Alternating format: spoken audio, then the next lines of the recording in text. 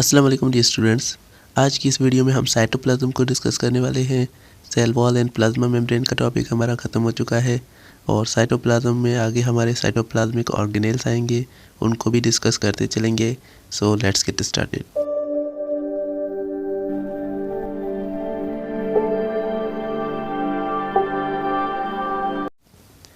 सबसे पहले हमारे पास साइटोप्लाज्म को हम डिस्कस करने के लिए स्टार्ट करते हैं।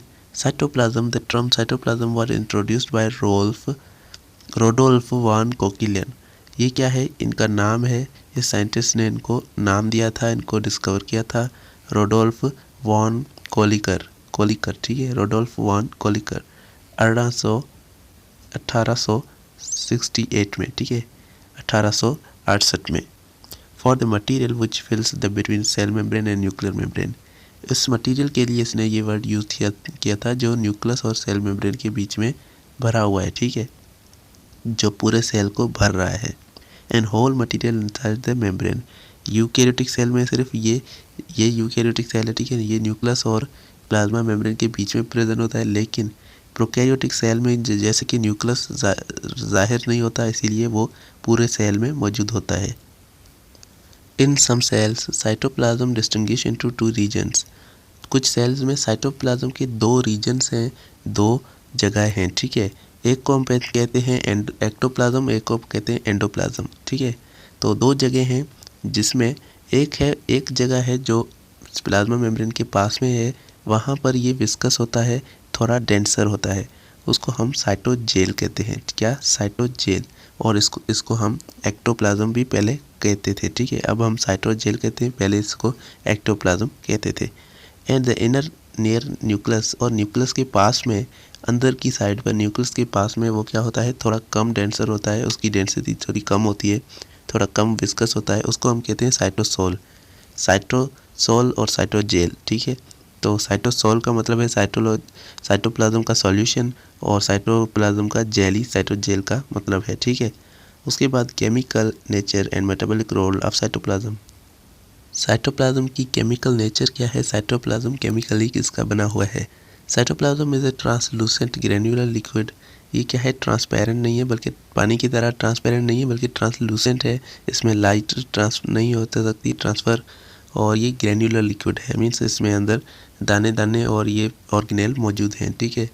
It consist an aqueous ground substance of cytosol. ये क्या है? इसमें एक पानी की शक्ल का जैसा एक साइटो सॉल्यूशन है, साइटोलॉजिकल सॉल्यूशन है, ठीक है। सॉल्यूशन की तरह इसमें एक लिक्विड पड़ा हुआ है। Chemically it contain 90% water. इसमें 90% वाटर होता है, ठीक है। केमिकल के हिसाब से, केमिस्ट्री के हिसाब से इसमें 90% वाटर होता है। और उसके बाद जो दूसरा बचते हैं, it forms a solution contain all fundamental molecules. ये इसमें दूसरा जो सॉल्यूशन होता है वो सभी फंडामेंटल लाइफ के मॉलिक्यूल्स का बना होता है, जैसे कि बायोलॉजिकल मॉलिक्यूल्स जिसमें salts, sugar, amino acid, fatty acid, nucleotide, vitamin, hormone, inorganic ion, ये सभी इसमें आ जाते हैं। Large molecule like protein, lipid are also present in the form of colloidal और सेमी फ्लूइड। तो इसमें भी लिपिड और प्रोटीन आ जाते हैं जो कि इसमें कोलाइडल सेमी फ्लूइड की शक्ल में मौजूद होते हैं। कहीं पर थोड़ा सा जो विस्कस होता है जगह, उसको कहते हैं कोलाइडल सेमी फ्लूइड, तो उसकी शक्ल में प्रोटीन और लिपिड भी यहाँ पर मौजूद होते हैं। उसके बाद एनिमल सेल और प्लांट सेल पर थोड़ा आप नज़र डालें तो इनमें देखें क्या क्या डिफरेंस है। ये आप इनमें देख लीजिएगा कि कौन सा ऑर्गेनेल किस में प्रेजेंट है और किस में नहीं है। इसमें देखें वैक्यूल है और इसमें वैक्यूल नहीं है प्लांट सेल में, ठीक है। इसमें पेरोक्सिसोम है, लेकिन इसमें भी पेरोक्सिसोम, मतलब सभी तकरीबन सेम है, लेकिन थोड़ी थोड़ी इनमें चेंजिंग है। ये आप ब्रीफली बैठकर देख लेना। उसके बाद आगे चलते हैं। Observation under electron microscope reveals that cytoplasm is not only liquid part, ठीक है। तो इलेक्ट्रॉन माइक्रोस्कोप से हमें ये पता चलता है कि लिक्विड पार्ट ये सिर्फ नहीं है, जो साइटोप्लाज्म है इसमें सिर्फ लिक्विड नहीं है, ठीक है। इसमें ग्रेनुलर पार्ट भी मौजूद हैं जिसको हम साइटोप्लाज्मिक ऑर्गेनेल्स कहते हैं। मतलब सेल के अंदर सिर्फ लिक्विड नहीं है बल्कि दूसरे ऑर्गेनेल भी हैं। With the granular part of mesh are tiny filaments, the microfibrils which form a type of skeleton giving rigidity to cell, help the unicellular organelle to movement। तो इसमें साइटोप्लाज्मिक ऑर्गेनेल है और दूसरे इसमें टिनी फिलामेंट्स हैं। टिनी filaments हैं एक किस्म का नेटवर्क है जो क्या करता है, जो हमारे सेल को एक रिजिडिटी देता है, उसको पकड़ के रखता है, जिसे हम साइटोस्केलेटन कहते हैं। ठीक है, एक तरह का स्केलेटन इसमें मौजूद है जो यूनिसेलुलर ऑर्गेनिज्म को मूव करने में भी मदद करता है। Most of the cytoplasm organelles are tough and attach to the cytoskeleton. बहुत सारे ऑर्गेनेल्स हैं वो टफ होते हैं, हार्ड होते हैं और वो साइटोस्केलेटन से चिपक के बैठे होते हैं, अटैच होते हैं। ठीक है, cytoplasm exhibit active streaming movement around the inner surface of the cell. Cell के अंदर साइटोप्लाज्म की मूवमेंट होती रहती है, ऑर्गेनेल्स की एक जगह से दूसरी जगह तक मूवमेंट होती रहती है, उसे हम कहते हैं साइक्लोसिस। साइक्लोसिस क्या है? ये मूवमेंट है साइटोप्लाज्म की एक जगह से दूसरी जगह या फिर किसी ऑर्गेनेल की एक जगह से दूसरी जगह तक मूवमेंट है, इसे हम साइक्लोसिस कहते हैं। This movement is responsible for even distribution of cell content in cytoplasm. Cytoplasm में सेल की डिस्ट्रीब्यूशन होती है, सेल के कंटेंट की डिस्ट्रीब्यूशन होती है, इसमें भी ये जिम्मेवार है।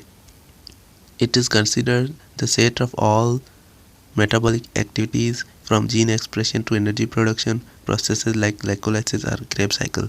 तो ये सभी मेटाबॉलिक एक्टिविटीज़ की जगह मानी जाती है, जैसे कि इसमें जीन की एक्सप्रेशन, एनर्जी की प्रोडक्शन वगैरह होती है ग्लाइकोलाइसिस और क्रेब साइकिल के ज़रिए। ठीक है, the energy is captured and converted here in chloroplast. ये क्लोरोप्लास्ट में यहाँ पर एनर्जी क्या होती है, कन्वर्ट हो जाती है। ठीक है, it also function as a molecular modification and detoxification storage in vacuolar other organelle. ये क्या करता है, ये मॉलिक्यूलर मॉडिफिकेशन करता है, स्टोरेज या फिर किसी चीज़ की डिटॉक्सिफिकेशन, जिससे किसी चीज़ को हार्मफुल होने से बचाना, ये सभी ये काम करता है साइक्लोसिस। तो आज की वीडियो में बस इतना ही। अगली वीडियो में हम साइटोप्लाज्मिक ऑर्गेनेल को डिस्कस करेंगे। सो अगर कोई क्वेश्चन हो तो कमेंट में पूछ सकते हैं और हमारे चैनल को सब्सक्राइब करके बेल आइकन को प्रेस लाजमी से कर देना। Thank you so much for watching.